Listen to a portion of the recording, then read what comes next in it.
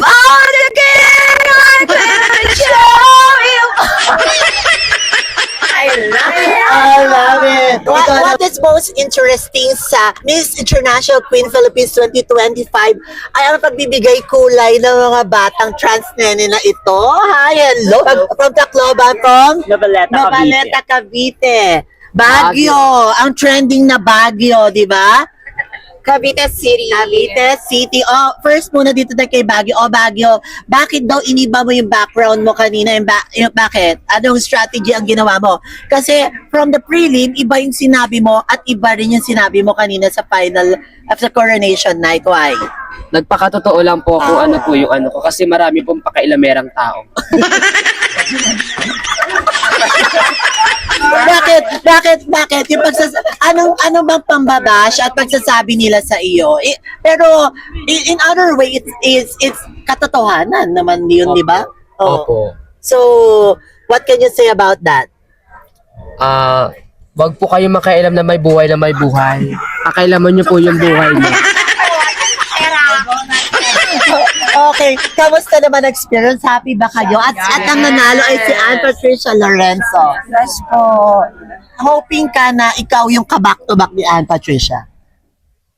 Yes, I believe because I really did my 100% best on that kind of competition and I believe there's no something wrong about that. Wow, Chokchakera. O, ikaw naman. Chokchakera, dapat pala pasok tayo sa lima no? Pag pasok tayo sa lima talagang tapos ang laban, di ba? Yeah. Pero sabi nga nila, dreams, hindi yan nagtatapos, di ba? We don't know next year, next year, kayo mga trans nene na ang hirangin at sumunod, di ba, sa ating mga trans queens, mga icons, di ba? What can you say?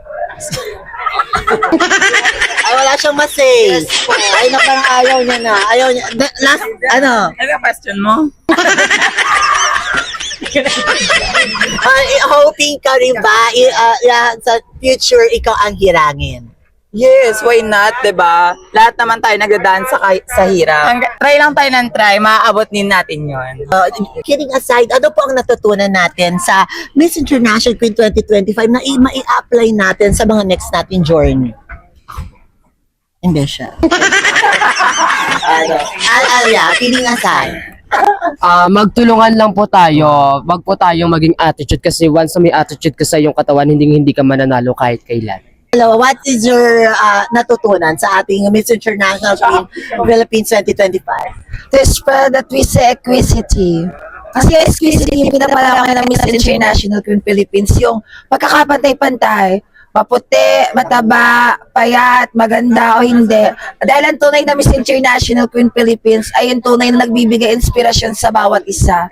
Hindi lamang sa ibang bansa, kundi para rin sa atin lahat. Because I always believe that being in Miss International Queen Philippines, I have a golden heart and mind to influence everyone. Thank you.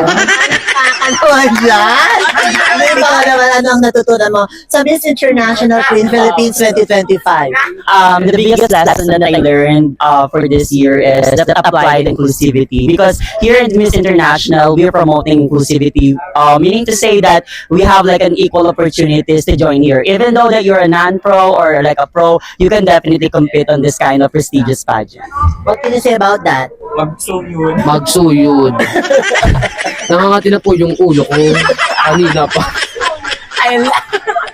Okay, maraming salamat. Alam nyo, honestly, kayo po ang nagbigay ng kulay. Eh, syempre, yung mga trans icons natin dyan, given na yan eh. Pero, kayo po talaga ang nagbigay kulay sa ating Miss International Queen Philippines 2025. At salamat sa pagbibigay ng inspirasyon sa iba na kalabanin kahit na, di ba?